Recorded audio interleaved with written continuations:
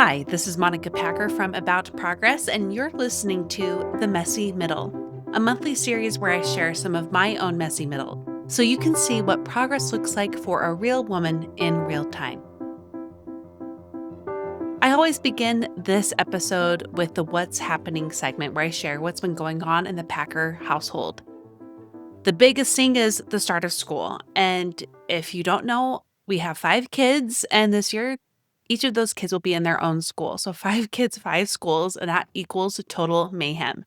I will say that the hardest part of the busyness is just keeping up on the school information, like all the emails that come in, the calendars, who has off, who has on, what time they start, what time they end, just getting the ongoing newsletters of different school events and things like school pictures, which I need to order this week. Everything like that takes so much longer than when they're at 1 or 2 or 3 schools. Like it took me several days and several hours to get all of the calendars set for the year so that I could get my own work calendar set. So that's been the hardest part. But I do want to back up a little bit and actually start with the beginning of the month because August 2nd is Brad's birthday. And this birthday was part fun, part disaster. I'm going to share more in the lows, but suffice to say, it started off well. He was doing his own me day, which is something I really have to push on Brad to do. And I was really proud of him for taking it. But when he came home in the afternoon from his me day, it turned into a day from you know what. So more on that. And, in the past month, I aired a growth spurt where I talked about how the summer had been a little bit of a disappointment. The truth is that I recorded that like mid-July because of the recording production schedule we needed to do. Taylor was moving out of state and we had to have the episodes prepared. And at that point, it was a disappointing summer. But when I recorded the episode, after I was done, I was like, you know what, Monica? One of the things you always say is it's never too late. So it's never too late to make the most of the last 3 weeks that we then had of school, of summer before school starts. And so that's what we did. And I have to say, we did have so much fun those last 3 weeks. 3 of my kids started August 13th. And then after that, it was like the next week, my 4th kid started at his school. And then the week after that, my 5th kid started at his preschool, which is going to be one of my lows too. It was so surprising to me. You're going to hear this on Monday, but when my kids went back to school, that first day, the 3 kids were gone, I was immediately exhausted. Like it was like I hit this giant wall. And I don't know if it was just everything from the summer that built up or if it was just all the moving parts of us trying to make the most of the last few weeks and have fun together, which we so did, but also preparing them for school and, all of that. But I basically had a couple days where all I could do is nap each afternoon. And I am not a napper. Also, you're going to hear this on Monday because I can't sleep at night. If I nap during the day, I just can't sleep. I would love to be a napper, and maybe I officially will be one now because I'm waking up a lot earlier too. And that's been another part of what's been happening is my wake time has had to move up a whole hour. And even then, it doesn't feel like enough because my oldest 2 have to leave to school at 6:55. And so that means I need to wake them up at 6:15 and I want them to have a hot breakfast ready. And so one of the things I've been working through, and I'll probably share about this in a growth spurt, I've been working through how to have breakfast. I do most of the prep the night before. So I either just pop it in the oven or take it out of the fridge the next morning. So it's really easy for them to have a good breakfast. I think I shared about this in the grocery episode recently, but we don't do cereal for breakfast on weekdays. I think we do it on Saturdays occasionally, mostly because it's expensive. Our kids go through cereal so quick. And the pandemic also showed me that my kids are hungry like an hour after eating cereal. So it's really important to me. And it's something I value and you don't have to value it. And it's something I prioritize and you don't have to prioritize it. But I do. I prioritize making them a breakfast in the morning. So that's something I've been trying to work out, both how to make sure that I hit the ground running at 5 because it kind of takes me a while to wake up. I usually don't get back up to the office to the workout area, which is next to my office around 5:20, 5:30. I'm like, if I'm waking up at 5, I want to be like hitting the workout like by 5:10, but I'm just trying to grapple through like, does my body just move that slow in my brain? And there's usually little things I'm trying to do, or am I just procrastinating? So I'm kind of playing with that, playing with the breakfast stuff, like I said. But yeah, that was kind of the beginning of the school year. It's now been 3 weeks, and a lot of moving parts, but things are starting to work. And the craziest part of the day is the morning, and then as soon as I pick up my toddler from his preschool from like 11:20 on, it's pretty easy sailing, and that's mostly because 3 of my kids walk home from s no, 2 of my kids walk home from school. No, sorry, I'm getting this wrong. My 3 oldest kids can walk home from school. My 4th, it's part of the carpool, so I drive my neighbor's child in the morning, and she picks him up in the afternoon. And my toddler's home with me, so I don't have to pick up anyone in the afternoon, and that's been so lovely, so, so nice. So that's been great. But, I will just say overall, this is probably gonna get into the low actually, so maybe we should just do the highs and lows. But I'll give you some other updates instead. Like, my toddler started sleeping in his big boy bed, which is so exciting. We're probably gonna potty train him soon. He's over 2.5, approaching 3. And just as of last week, he is starting to speak in some semblance of sentences. Like, this morning, I went on a hike with some of my kids because it's Labor Day today, and he said, "I like back dog." He didn't say exactly like that. "I like back dog," but I know what he's saying. So that is huge for him. If you don't know, he has childhood proxia. It's been something we've been doing up to 2 speech therapies a week for almost a year and a half now. So to hear him start to make some progress like that is really exciting. Other exciting good things, my garden has just produced so much good stuff this year besides pumpkins, but we'll give them a break. I have 2 pumpkins growing out of my pumpkin patch thanks to squash bugs, but I have a billion tomatoes right now, which means I have so much to harvest, and then I have to tear out my garden and prep it for winter and then can. I'm just gonna make some salsa and then see if I have more tomatoes, which I'm sure I will, but it's more of, do I have the energy and the time to also make marinara sauce? But I'll give you a little tip for those who are in that place where you're like, I have so much to can. One of the things I did it last year is I did fire roasted salsa where you don't have to peel or seed the tomatoes. You like fire roast it in the oven, and then you basically blend it, simmer it for a little while, and then you can can with it. So that one was really easy. And then the other thing I did for other types of tomato, like tomato marinara sauce that I made that was so good, and we ran out like after 2 months because it was so good. What I did is instead of like harvesting and preparing it all, I cleaned the tomatoes and I just like when it's in the sink, I cut out the top and just gently seed it. And then I put it in Ziploc bags that I weighed, and I write the weight on the outside, which is usually around like 5 pounds. And I put it in the freezer. And then when it's time, or when I have more time, actually, I can put it in, you can just put it in a sink of hot water and the skins peel right off, like frozen. You just dump the frozen tomatoes in the hot water in your sink, and the skin peels right off, and then you can make stuff with it quite easily. So that's what my plan is. And didn't intend to give you a canning lesson here, but it's only my 3rd year doing this, and I have loved the garden so much, and it's also been a tremendous stress for me this year, mostly because there have been so many big things coming up, which I'll talk more about later, that it's made it hard to find the time in addition to just having still a clingy toddler, which I love having and have enjoyed spending that time with him. So let's go to some highs and lows. So many highs, actually. The highs, I think I would begin with the garden party, which we hosted last weekend. We had about 12 women here, and it was so, so wonderful to spend time with members of our community, the progressors. We ate great food. We had wonderful conversation. They all got along. We have the most phenomenal women in this community, and to have any chance to spend time with you guys in real life is just such a wonderful, wonderful thing. So I enjoyed that so much. That was a garden party for the supporters club. And another high for me, kids just going for it. This year, my kids starting school, if you listened to last month's messy middle, was something that I was really worried about. Yeah, the whole dynamics of 5 kids being in 5 schools, but 3 of my kids are at brand new schools. My oldest starting high school, which is a big step for her because her last school went through 8th grade, and this is just a big deal, a really big deal. Um, Also because of the special needs she had, so it was just a really big deal. Then my 5th grader shifted to a more local elementary school, and that's another big deal. Like, a new school at 5th grade is kind of a big adjustment. And then my toddler started preschool.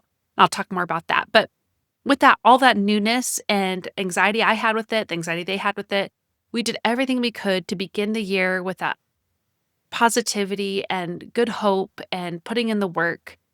And I've been trying to push each of my kids to try to get involved so that they can make friends. So the highs here is one, things are going better than we expected. My oldest is still adjusting to high school, but she's still doing much better than we thought. And the grade schooler loves his new school. And the toddler, we're not quite there yet, but that's only been a couple of days in preschool. So we'll come back to that. But of my big kids, my oldest daughter joined the musical and she's starting to talk to some kids there, which is a big thing. My middle schooler joined the jazz band, and my fifth grader also tried out for the middle school and he got the lead role, which we were all shocked because he's our most quiet child. So we're very excited for him, and I'm excited for the other kids who are pushing themselves and trying new things and putting themselves out there. And I think we're going to reap the benefits of that. And one final high I'll share is that we got a piano. My same fifth grader loves to play. All my oldest four play, but to different levels of interest and ability. And my fifth grader really is passionate about music. And we just had this old piano, literally every key is broken off on the front. It's my grandma's piano that they were going to just throw away because it's so bad.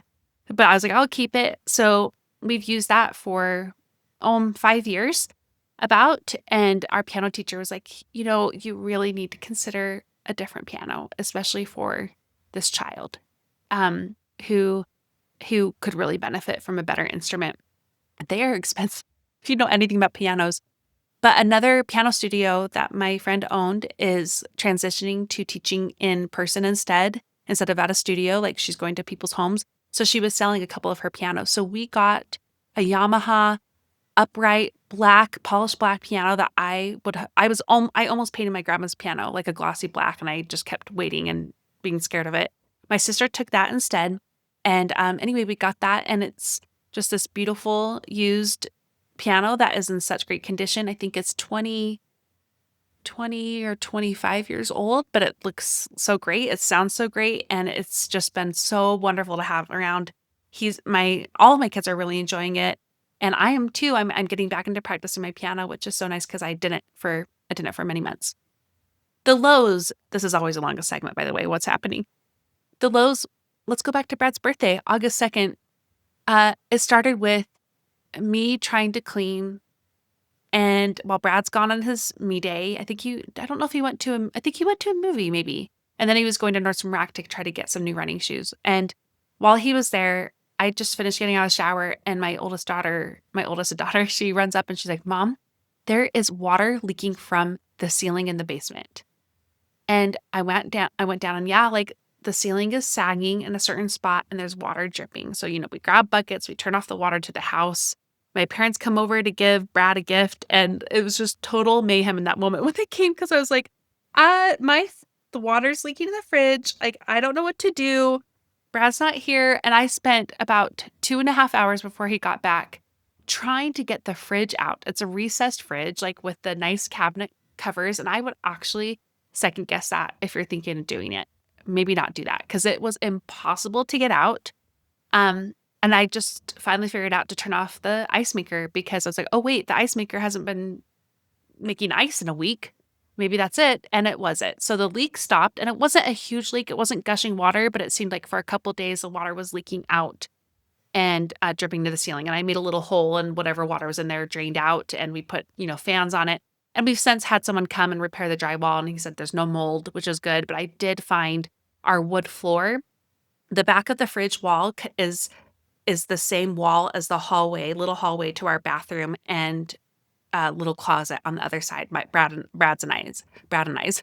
And so I just noticed, like, last week, I'm like, oh, all the wood floor right here is warped.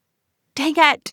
So I wish I had put the fan up there. I just didn't know. I didn't know that it was like sodden. So anyway, the fridge, we finally got a repairman not a year. It felt like a week later, because that's all they could do. And so you just we were able to use the fridge by that point, but, we had tried to I forgot to say, Brad's birthday, when he got home, he came home to me trying to repair our fridge and freezer.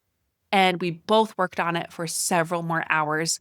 with no progress. We could not get the fridge freezer out because that's what knew we had to do, like turn off the water line to the actual fridge. Like we were doing everything we could think of. Nothing was working. Chat GBT was helping us and nothing was helping there too. Like nothing was working. But once we realized, okay, it's not leaking anymore, I think we're going to be okay until they can come. Then it took 3 more rounds for them to repair the fridge. And even the repairman had the worst time getting it out. And it's just because there was something stuck under the fridge that when they installed the fridge, they just left a plate under there, like this plate, this cover, like a vent cover, that it couldn't roll over. And then there were like Cheerios and Legos and stuff like that had gone under that I could never get, I could never reach. Anyway, so it's finally repaired. That's the long and short of it. And also, we'll share one more low. The low is my toddler starting preschool.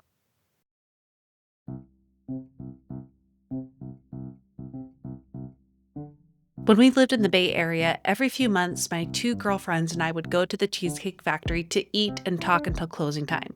And I owe these 2 women for my own interest and prioritization of skincare as they taught me the basics while we ate our cheesecake. We spend so much time and energy investing on good skincare for our face, but what about the neck? If your skincare buddies haven't pushed this focus on you yet, let me be that friend for you. You need the Tighten and Lift Neck Cream from Go Pure Beauty. Here's the thing. The skin on your neck is thinner, more delicate, and less oily than the skin on your face, which means it needs some extra love. Go Pure's Firming Complex targets the unique concerns of the neck while nourishing and strengthening your skin for a more lifted, youthful look. I've been using mine for months each morning and night, enough so that the Tighten and Lift Cream was one of my recent empties, and I loved it so much that I recently replaced it using my own code. Go Pure Beauty is not just for the face. Their whole line of products grant you effective skincare without the harsh chemicals or compromises, which is perfect for my extra sensitive skin. With over 1 million jars sold, this beauty secret is no longer a secret. For a limited time, our listeners get 25% off Go Pure with code PROGRESS at checkout. Just head to gopurebeauty.com, use code PROGRESS, and you're all set. And after you buy, do us a favor. When they ask where you heard about Go Pure, tell them it was from our show.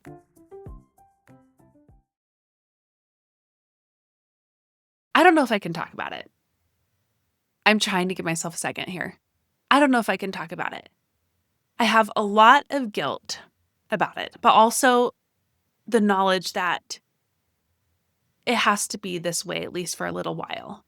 One, for his speech issues, he needs to be around other kids. And that's what all the speech professionals are saying. He needs to be around other kids.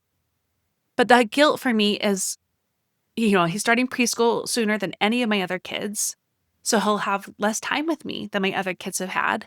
But also he had to start a 5-day program because the preschool I wanted him in desperately that would take toddlers, 2 and 3-year-olds, because he's, again, almost 3. He's 2.5 in a couple months. There we go. It's really hard to get into it because it's a nature school. So they spend a ton of time outside. And that's where I'm like, I will feel better about this if I know that he's spending a lot of time just playing and outdoors. And that would just make me feel better about it. And anyway, the easiest way to get him in was to do the 5-day morning because they prioritize 5-day full day kids first. And then they do 5-day half day. And then far below that, 3 morning kids.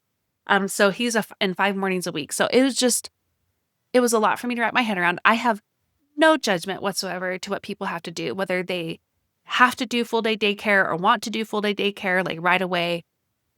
For me, my experience, that's what I've been able to, like, basically keep my kids home until most of my kids didn't start until 4 for preschool. And one kid started at 3. It was just, he really needed that. I'd taken it individually for each kid. So I just battled a lot of guilt with that.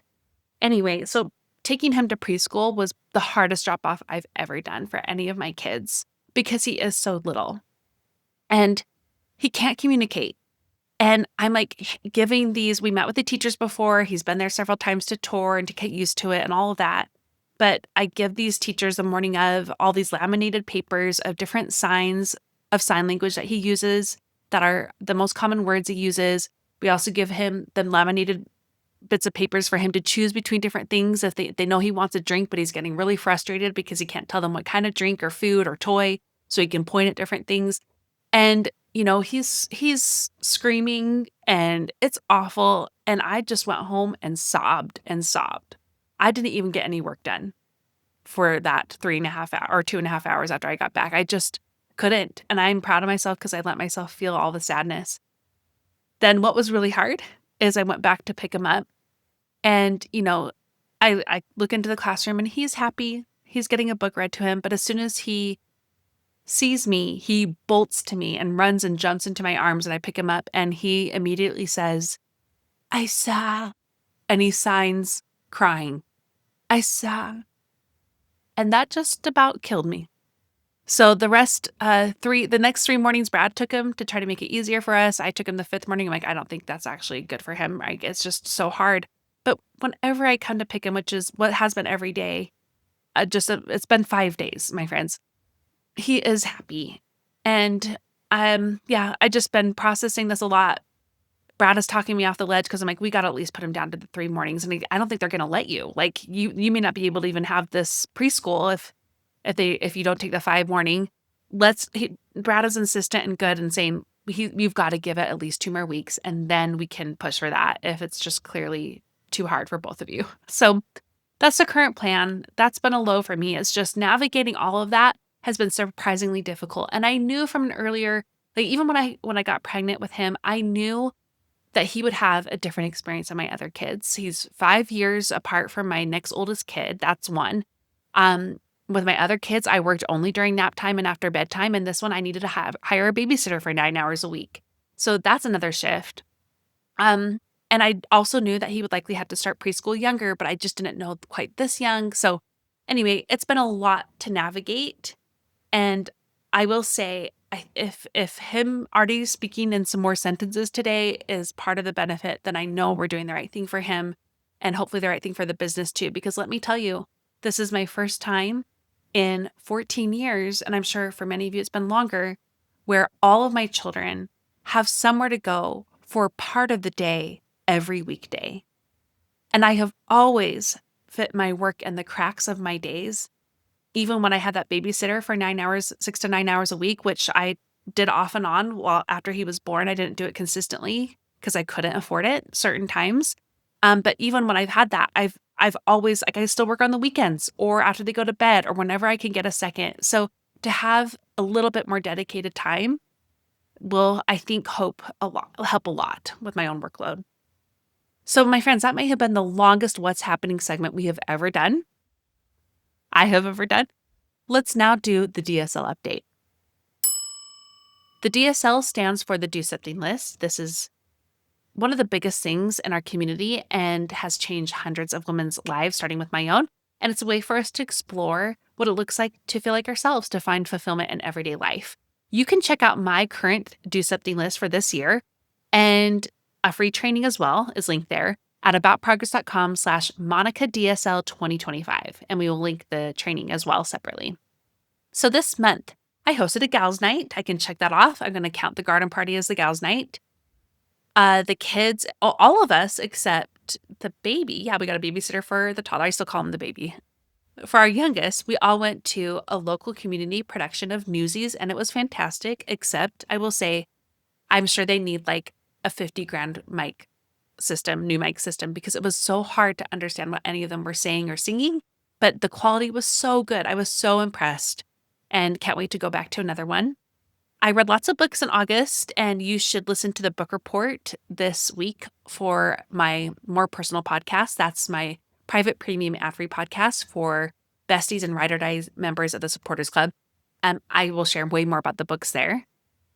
In terms of the monthly projects, we worked more on the upstairs. It's finally a good place. Like, all the boxes are out of the workout area. My daughter has this beautiful, well, I say beautiful, like, to us, we like filled it with all these used things. She got a new art desk and a chair that I got from my friend who was closing her in-person piano studio. So she has her whole art set up here. Everything's clean. I installed the pull-up bar. I've been starting to use it, even though I'm terrified of it falling on my head. And we worked a little bit more on Brad's office. So that's been so nice.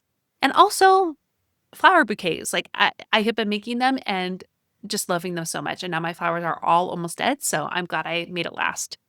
Well, I could, Coming up in September, one of my biggest things was to take some trips out of town, and that's coming up. I am going on my Pride and Prejudice pilgrimage in just a couple weeks here. This past weekend, I went to REI to get some things because it's a lot of walking. It's a genuine pilgrimage that way. We're going to do like 6 to 8 miles of walking a day and then a lot of talking. They tell you you don't need to bring cute clothes. You need to bring clothes that are weatherproof. And so I had to go get some things. So I am very excited and I'm also very scared. I don't know if anyone else is like me, but whenever I go out of town, I am 100% positive that everyone in my family is going to die while I'm gone. So I'm trying to work through the anxiety there and get my ducks in a row for the trip. I'm really looking forward to it. But I have to say, like, going through this process has really put the female foodie tour in perspective because they plan everything. And this tour I'm going on, I know is going to be amazing quality, the same price for 4 days versus 7 days. And I don't even like they don't tell you how to get there and where and how and all those things like are just like the weird parts. I'm sure once you're actually in where you're supposed to be for the tour, it's going to be all taken care of. But I've been like, okay, that's been the hard part for me as someone who hasn't traveled internationally in many, many years and never alone. So that's going to be an adventure. I'm trying to keep it easy because this fall is going to be, well, the September really is going to be so packed that the rest of my do something list, I'm just planning on buying a ticket to go to a play or a concert this fall sometime. I think Joseph and the Amazing Technicolor Dreamcoat is playing at Hill Center Theater. So I think I'm going to get tickets to that. I'm also considering buying season tickets for next year. So maybe we'll have more fun that way. And I want to finish Brad's office, just hanging a couple posters and some other things to celebrate all of his races that he's done. And I'm going to I'm going to continue working on our primary bedroom. I decided on a color and I'm trying to figure out some trim work that I'm going to do. Either I'm going to try it or I'm going to hire that part out. I'm going to paint that room and I picked some wallpaper for the bathroom. So that's coming along too. I'm going to hopefully work on that more, but if not, it's okay. It's okay because September is going to be so insane. I also really want to do my sewing, but I'm just going to tell myself October is fine because September is going to be just too much. So that's it for the Do Something List update. The next segment is Make It a Habit.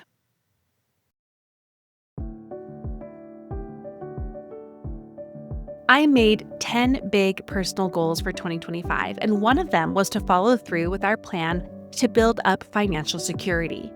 Last year, it was about simply getting information on how to do so with major questions like, how much do we actually need to save for retirement? And is where we are with college savings going to be enough for our kids? And is our budget on track to meet our larger goals? But honestly, I just needed to know this. Are we okay? Brad and I met with Elizabeth, our financial advisor from Fearless Finance, to answer these big questions and more. We left our sessions feeling not only more secure, but with a plan in place, with literal tasks we could check off to move forward towards increased financial security. Each month this year, Brad and I have been getting together to check off the tasks that Elizabeth laid out for us. Next up, we are doing estate planning with Fearless Finance too. If you think financial planning is only for the rich, or is a bogus industry, or you just don't know who to trust or who won't judge you, look no further than Fearless Finance. Their mission is to make advice affordable and accessible. You meet with your planner virtually and they charge by the hour. You'll only pay for the time you use down to the quarter hour.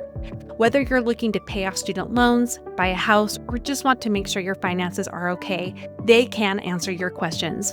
No question is too small, no problem is too big. Visit fearlessfinance.com today. You can chat with the planner for free to make sure it's a good fit, and you'll get $50 off your first planning meeting when you use the code PROGRESS. Again, go to fearlessfinance.com and use the code PROGRESS.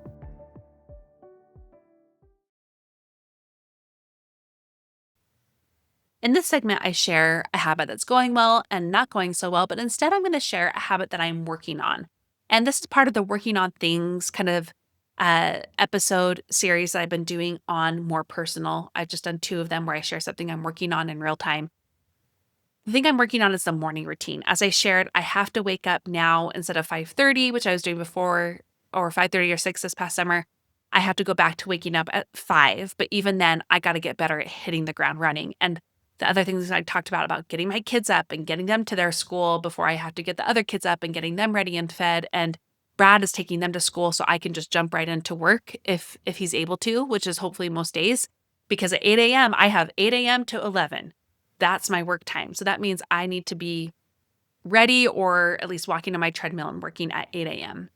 So some things are getting tweaked about that. And that's something I'm going to be sharing more in an upcoming episode. I'm going to try to record a day in the life and do an audio version of it for the podcast. So stay tuned for the tweaks and tweaks I've been making to this morning routine. It just involves the breakfast and the timing of it all and how to figure out my own, like, why does it take me so long to get upstairs and actually working out? Like I'm not scrolling my phone typically. So what's going on? Anyway, just trying to work on that. And, you know, I had in mind what it was going to look like, and it's already looking different. And what I'm trying to figure out is in what ways I'm cool with and in what ways do I need to pressure myself a little bit more. So I'll share more about that, I think, in the upcoming episode. But just so you know, that's the habit I'm working on. That's it for Make It a Habit. The next segment is the book watch. I feel like I've been hinting this the last month or two. I can officially tell you that I signed a book deal in July, and the announcement came out on July 15th. And it's now almost 7 weeks later, and I sat on it, and I'm ready to tell you now that I am officially signed to write. I'm trying to tell you, do I tell you the title first? I'll tell you who with. I have signed a book deal with Josie Bass, I don't even know how to pronounce her name, with the Wiley Publishing House. And I am so thrilled. I am so thrilled. I feel really happy with the contract and who I'm working with. I met with the team. I met with my managing editor. I met with the editorial assistant, as well as the acquisition editor, Sam, who was the one who got me in the door. And I'm so thrilled. There's a lot of behind the scenes there, though. And there were some surprisingly serious emotions when I signed the contract, and fear and procrastination has come up since. And I've had to work through it.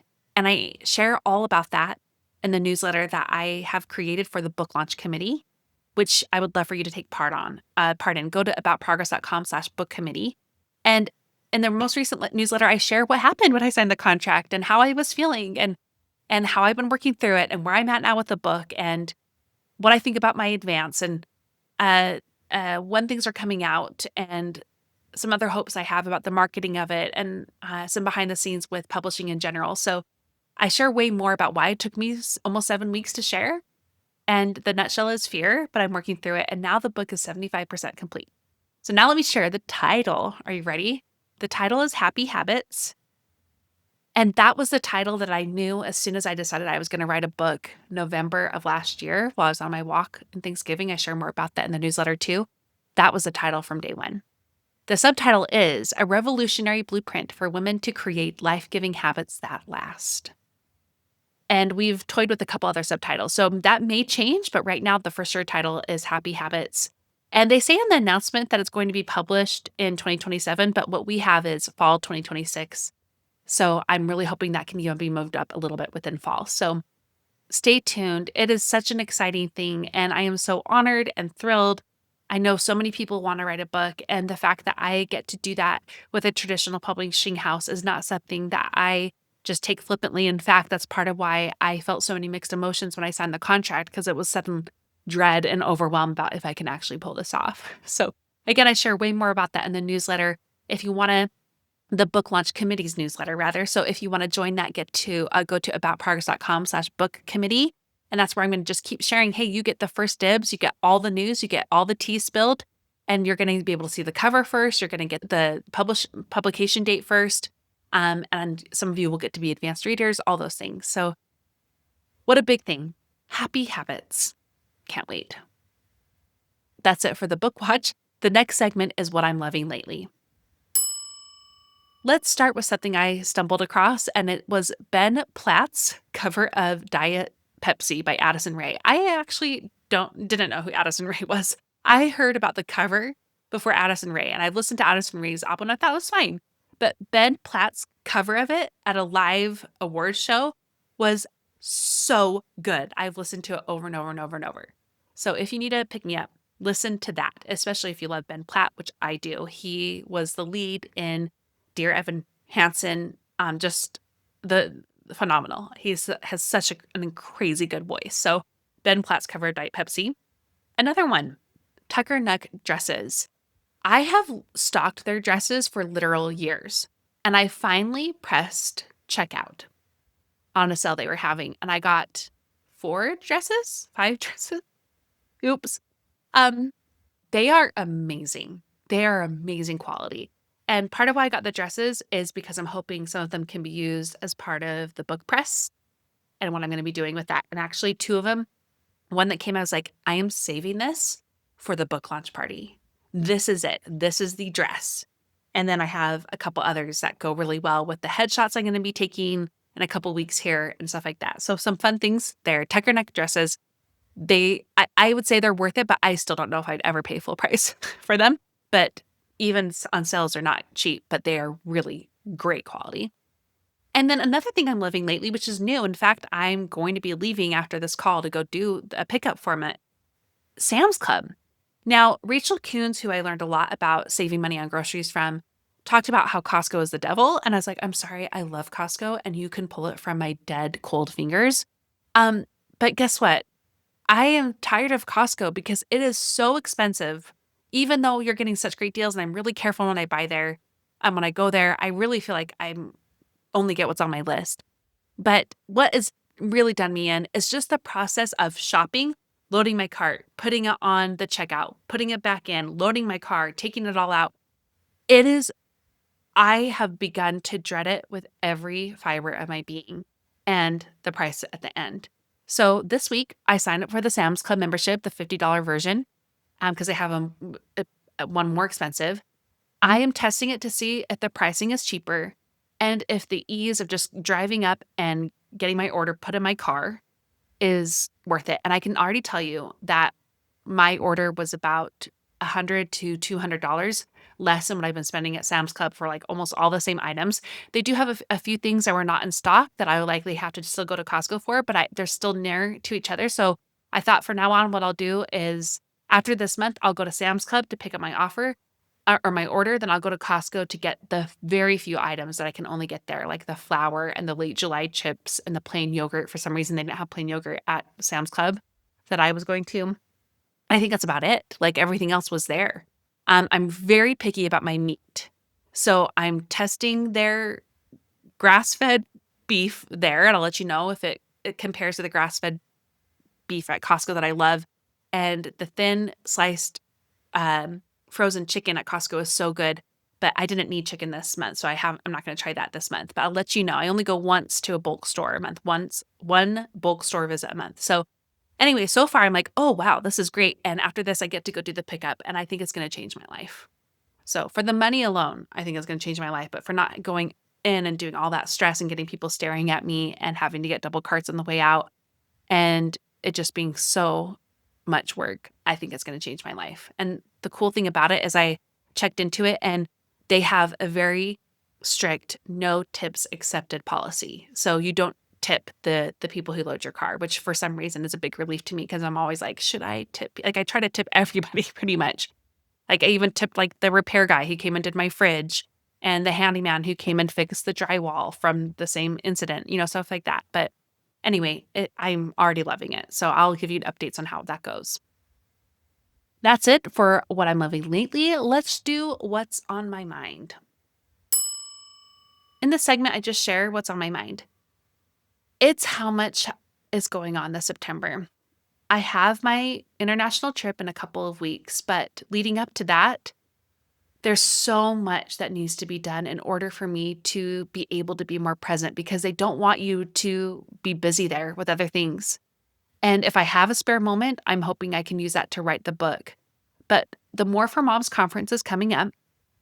While it's going to be happen October 6th through 10th, I have to have everything done before my trip for the actual conference, like all the videos edited up, all the transcripts done, it loaded on the private site, it ready for the public or private podcast, it ready for the public podcast. And then by next week, I have to have all the sales emails done for the affiliates, the speakers who are doing it, their promo material. And it's hard to explain how much that takes. And I'm I'm just like my own team here. I'm doing it all myself. I'm doing every single step of this myself, from the website to pitching people to interviewing them to editing everything. And it's a lot. So there's that. It's the book. Italy sale goes on next week. Like there's so many moving parts. I am feeling like as stretched thin as I possibly can. In addition to knowing that I have to harvest the rest of garden and do some canning, which I'm hoping to, like I said, freeze a bunch of it so I can can it in October instead. Get my garden ready for winter. Like my kids adjusting to school. Like it's just a lot. So that's what's on my mind. And to do it in a nutshell, it's holy crap, can I do all of this? And some things I'm doing to help, just so you know, I am not taking on any new coaching clients, which I normally open my coaching just twice a year, January and August. And I'm not this fall. So I'm proud of myself for honoring that. I really need to write a lot, by the way. That's another thing. I have to get the book. Like I want to get it finished in September so I can work on finessing it a lot so I can turn it in late October is my hope. So I can also hope to move up the publication date. Anyway, so I didn't take on new coaching clients, and I'm trying to just say no to a lot of things. I was going to start a membership group. I'm going to say no to that this fall. So I'm trying to slow down in the ways that I can. And yeah, so that's coming up. Okay, that's it for On My Mind. The last and final segment is about Progress is Progress. In this segment, I just share how About Progress is doing. Let's begin with what's coming up. Next Monday, actually Tuesday, September 9th, is registration for Italy. I have been both so excited and so nervous about this. Brooke Elison has worked with just a few influencers, I'm one of 4, to host these tours, a female foodie tour to Italy. And all of the other ones have such huge followings that I have felt really nervous and inadequate if I'm going to be able to fill this tour up. But now I will say that those fears have dissipated a lot over time thanks to people who are on the wait list and the numbers that we've got there, the level of interest people have, and just the tour itself. So I'm feeling a lot more certain that it's going to sell out and very quickly. So that's happening on Tuesday the night. So this really is your last chance if you're listening to this to get on the wait list, because the registration on September 9th is for the wait list only. If there are any extra spots open, we're going to go to the single rider survey list next. So if you really want to go, but you don't know if you can get a companion to join you because it's a companionship model trip, then fill out the single rider survey, because if there are any leftover spots, we're going to go there first, and then the About Progress community. This is an exclusive tour for just the About Progress community, a female foodie tour to Italy in the fall of 2026, but its registration is next week. So stay tuned for that. I re-aired a Q&A call. If you want to watch it instead, you can go to aboutprogress.com/Rome replay. And then another thing, the More for Moms conference, you guys had early registration and you can still register for early before you start hearing about it all over the internet. It's going to be so incredible. My friends, I have to tell you, it is truly the best thing I think I have ever done under About Progress's umbrella in terms of courses or events or workshops and anything like that. It is going to be life-changing. And that's in large part because of the 25 incredible world-class speakers that we had agreed to this. So I still can't believe who agreed. So you can register for that at aboutprogress.com/moreformoms. Other things, we had so much fun at the garden party, as I already said. About the supporters club, let's do a quick update there. Right now we're at 180 people, which is great. We're kind of holding steady, which is good. I'm really hoping we can get another boost or 2 or 3. I'd love to get to 200 by the end of the year.